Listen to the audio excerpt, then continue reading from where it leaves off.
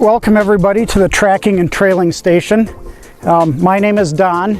We're going to give you some rules of thumb, some do's and don'ts. We're going to give you a few simulated trails here that you can look at, what a lung shot deer looks like, what a trail would look like from a liver shot deer, and then one from a gut shot deer, hoping none of you have to experience that.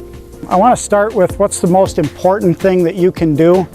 Practice, practice, practice in the backyard, so that regardless if you're shooting a gun or a bow, that you know how that weapon performs and that you can take a decent, accurate shot. I want to talk about where should you be shooting at this deer for an ethical and moral shot placement. You're shooting at a deer from ground level. If you're in a blind, for example, at the edge of a field, from that point you want to be shooting for right about here, right where my hand is, right? I'm basically in a straight line right above the front leg. This is where the lungs and the heart are located. What we want here is a quick, humane kill on a deer once we've let that arrow go, and a deer is going to die primarily from loss of blood. So if you have an angling away but you're elevated, you're going to want to shoot just a little bit higher. So what you're seeing now is the rule of thumb, shoot for down here, broadside, is kind of changing. It's moving on the deer. And the thing that I want you to consider is, where is that projectile coming out? We know where we want it to go in, but I want you thinking about the pass-through of either the bullet or the arrow, because that pass-through is an important part of this whole equation. So why are these two placed so high, and why are they so far from this? I'll swing the deer back around. Now you can see where these arrows are coming out based on different elevations, different trajectories of the arrow. So if the deer is really close to your stand, 10 yards or less, and you're up 12 feet or more, you're going to want to shoot a little bit higher and a little bit farther back, because you're thinking about where that pass-through shot is. The two other trailing scenarios we're going to show you, aside from a lung shot or a heart shot deer, is one involving a liver. The liver is this piece right here that's dark purple right behind the diaphragm. Basically separates the front half of the deer, the heart and lungs, from the visceral cavity, the small and large intestines, and the stomach. So if you have a shot behind the diaphragm in through the liver, that's probably still going to be a good killing shot, but the blood trail that we'll have is going to be much different from the one that if you're up here. And if your arrow placement is so far back or so low that you're actually in the stomach or the intestines, that's going to be the most difficult trailing job for you. And there's going to be some different rules of thumb that we're going to follow for those.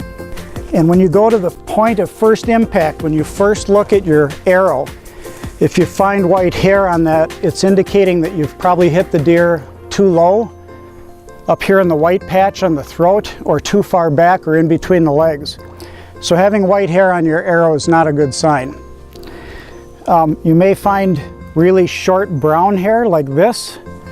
That indicates that it may be right in the midsection of the deer where you're shooting from, and that's good evidence to have on your arrow. Or you've got the darker, much longer fur that is typically off the mane or the high part of the back. So the point being here that when you're looking at evidence and tracking and trailing, what's the next step? Some of that evidence is right there at the first point of impact where your arrow is, or where you first have blood if you shot it with a gun.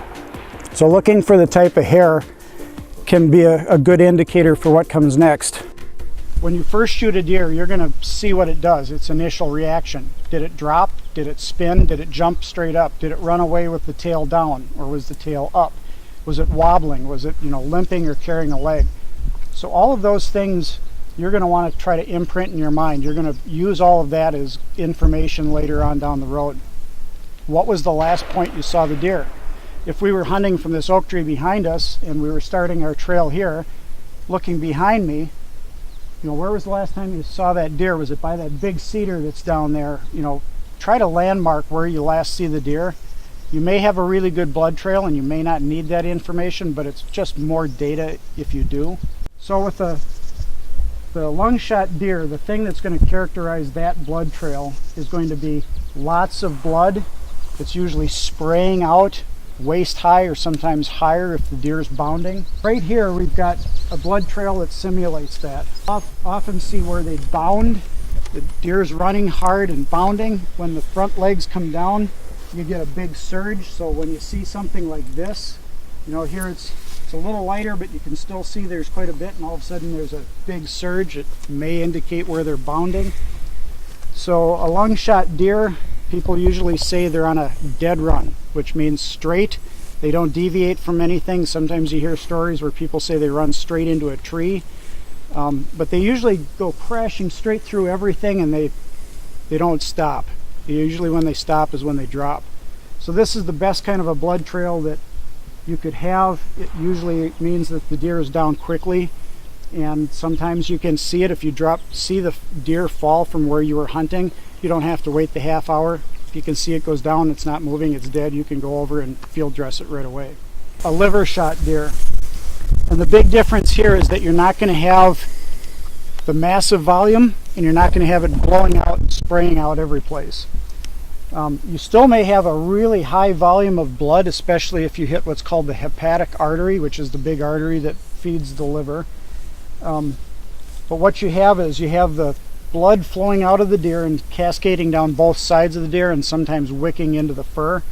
And what you see here is a drip pattern that's mostly right below the deer. It's usually 12 to 16 inches wide, and as you come along here you can kind of walk along the side of this, and you can see that there's a lot, meaning every place you want to put your hands down, you basically put your hands down on blood sign.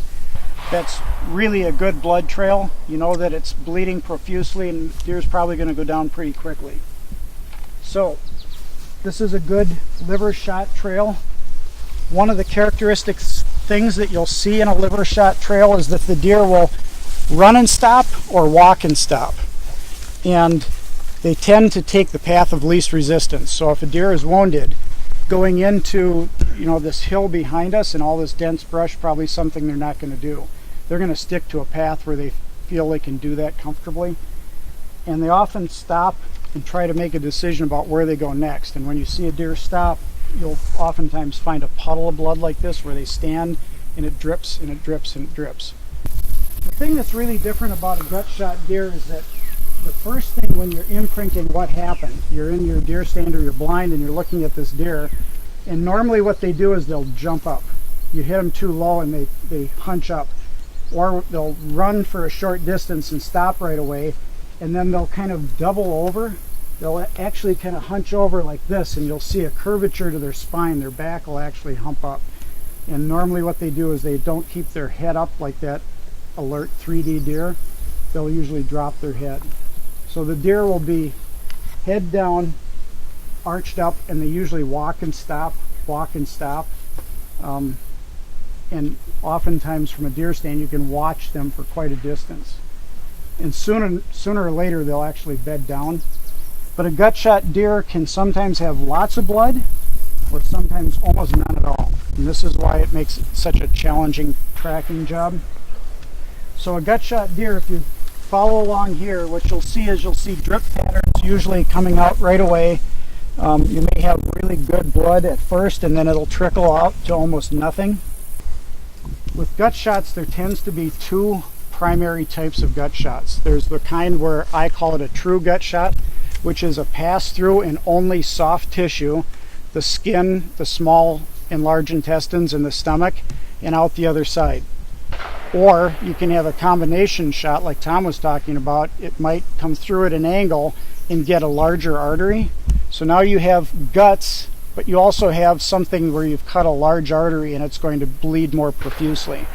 So when you take up that trail on a gut shot deer, if your evidence on the ground is, oh wow, this is lots of blood, pursue it slowly and cautiously. Try not to push the deer or get it out of its bed, but as long as you have a large volume of blood, there's no reason to wait hours and hours. Another thing about a gut shot deer is that the intestines will sometimes plug both holes.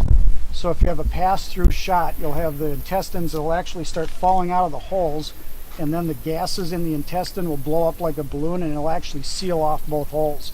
So while the deer is still bleeding internally, there's nothing coming out of the deer anymore to leave a trackable trail. The other thing that I'm not simulating for you today is also the smell that comes with a gut shot deer. If you can imagine what it would smell like if you took a can of creamed corn and mixed it with some vegetation, let it sit in the sun for a month, and then added a dirty gym sock. That's a really foul odor. But the point I'm making here is that with gut shot deer, if you're archery hunting, you can often smell the fletching on the arrow or the arrow shaft itself, and that real sweet foul odor will be there, and that's more evidence that you can use to confirm a gut shot deer. Or if you lean forward, you can kind of smell if there's visceral contents in the blood that's coming out of the intestines, you'll be able to smell it in the bed as well. Blood volume. If you have a doe or a small buck, 90 to 110 pounds, deer's got to lose about 30% of its total blood volume in order for it to die. It's kind of like you losing 30% of the oil in your car before you start seeing major engine problems and it just stops functioning. So on a deer that's about 100 pounds, it's got to lose about a liter. And I wanted to give you a visual. This is a liter. So picture this amount spread out over the landscape. Now if you got a much bigger deer, 150, 180, 200 pounds, it's got to lose about twice that amount, so 2 liters. So here's a couple of quick visuals about the blood volume, what they have to lose before they go down. And I know a lot of the manuals recommend surveyor's tape, and I'm just asking you to please don't do that. I can't tell you how many pounds I've picked up throughout the years taking out of the woods, but it's plastic. It's going to stay there for a long time. So a better solution is the RV toilet paper. There's some over here by the 3D deer target on the table. But if you take a look up this direction, I laid out a toilet paper trail earlier today, kind of to simulate it up where they're doing all the shooting. If you're up there hunting last night and you shot a deer and you had a tracking job after dark and you were putting toilet paper down every place you had last blood, in the morning if you have to resume that trail, here we're at last blood, and what you can see is what the travel path is, and that's not very evident at night, even on a landscape that you may be familiar with.